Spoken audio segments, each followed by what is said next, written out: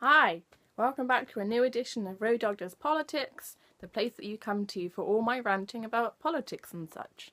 So let's get on with it.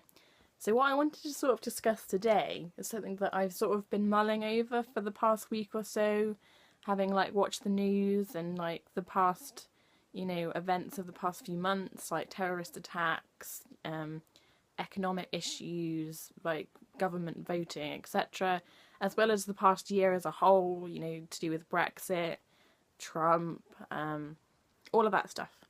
Um, and it's to do with the really slow and gradual breakdown, if you like, of democracy and how we view democracy in the West.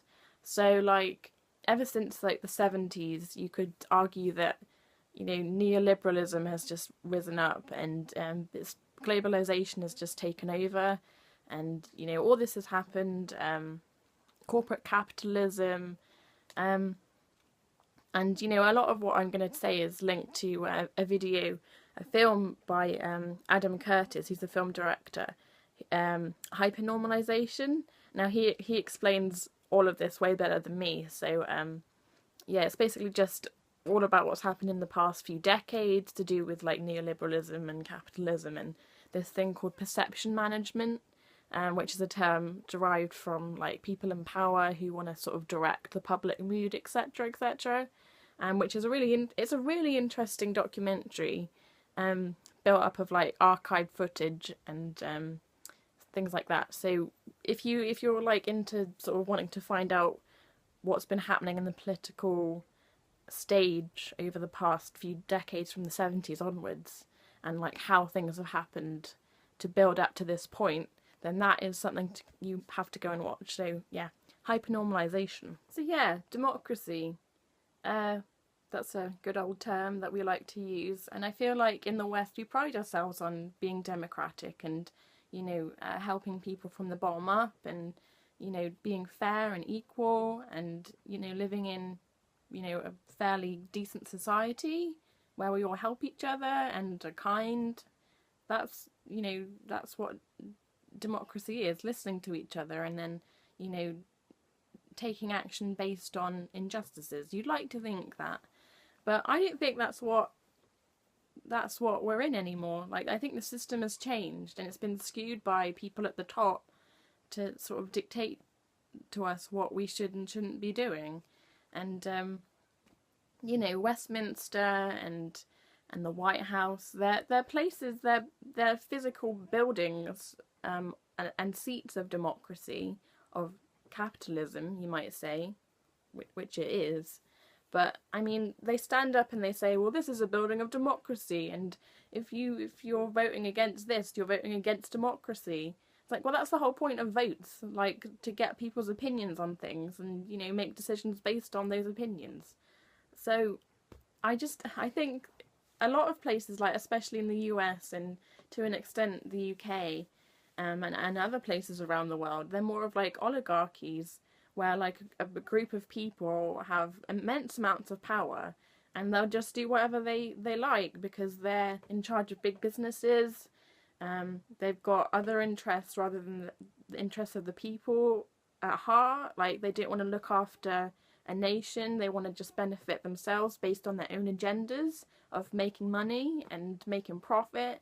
And I think that's all been magnified over the past year or so quite intensely, due to a lot of events that have come along in quick succession, it seems like. So, we've had the refugee crisis over the past few years, people coming over across the Mediterranean, drowning children, being washed up on beaches, the war in Syria, killing loads of civilians. We've had Trump being elected, we've had Brexit, the rise of far-right populism, Marine Le Pen in Europe, Russia, loads of stuff, the Grenfell Tower disaster, which I think was, a big thing in terms of a move towards wanting social change and trying to make it happen. But again, you see time after time, the people that we put in charge, they just seem they seem not to care.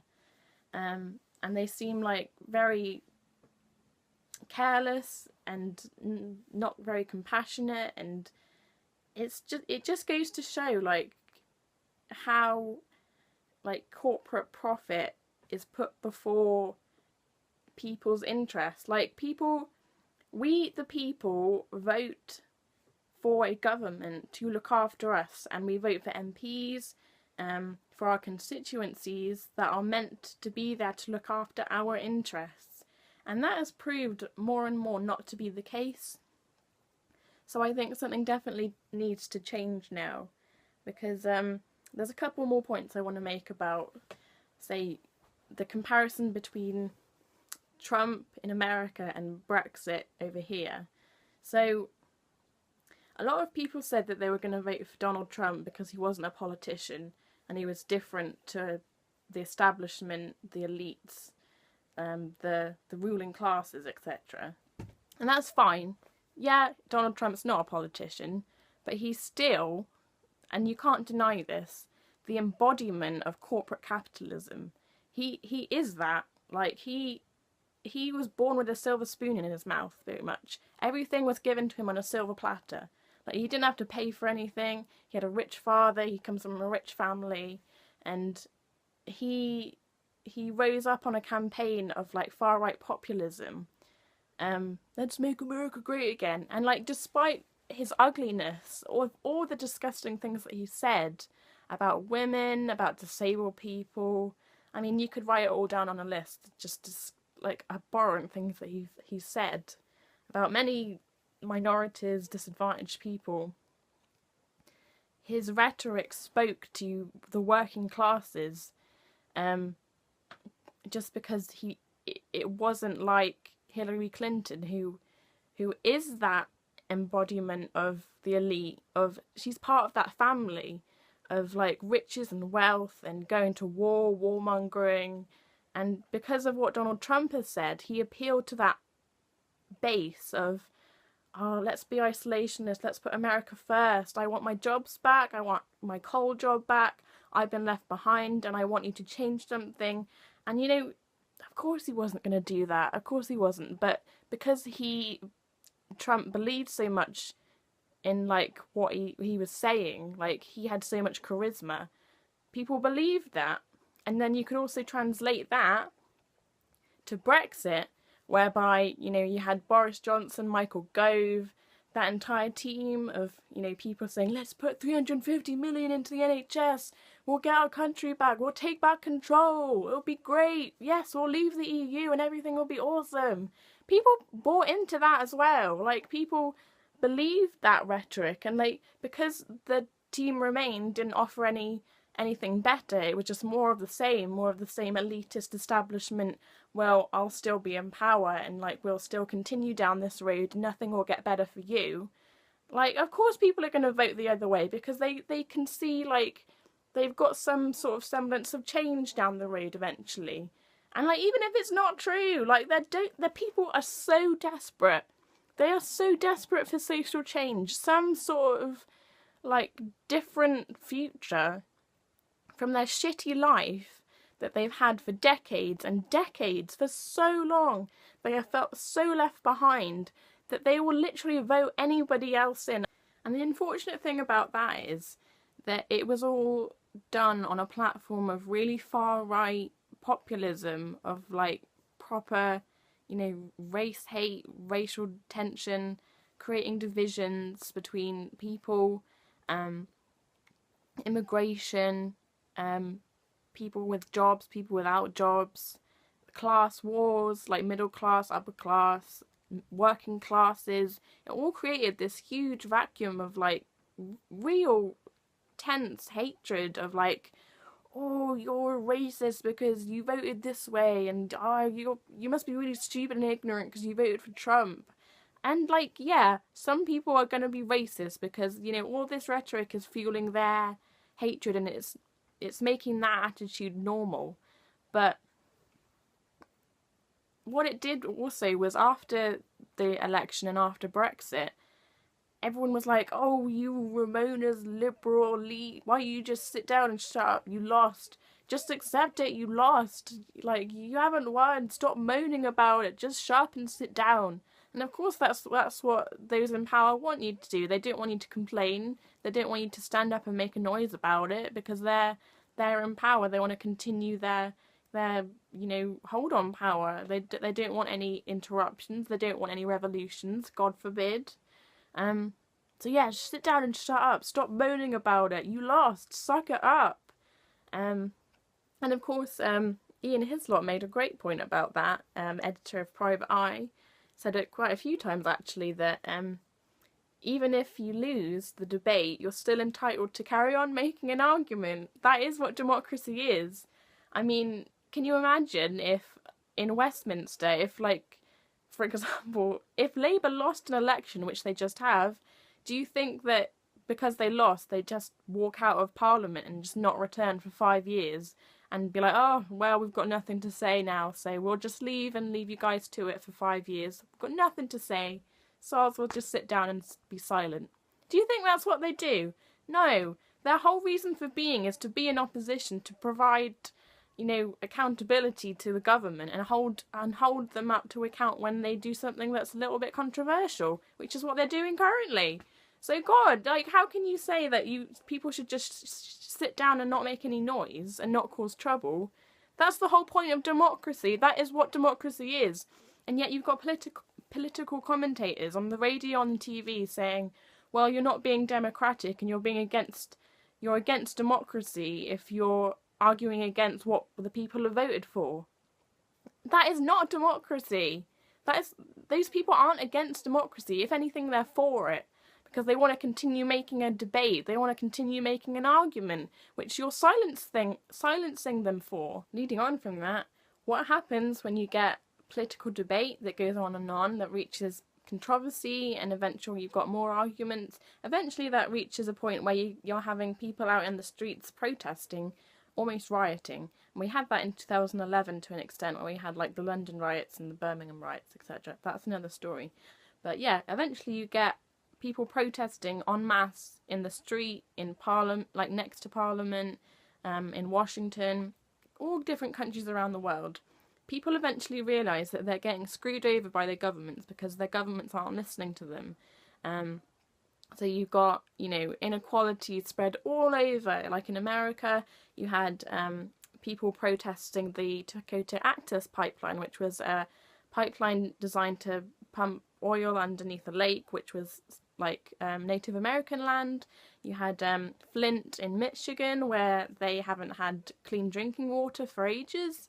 And now we've got in the UK this DUP coalition government, and who are consistently like voting against the people's interests. So quite recently, the Tories voted against the 1% pay rise increase, which was a cap.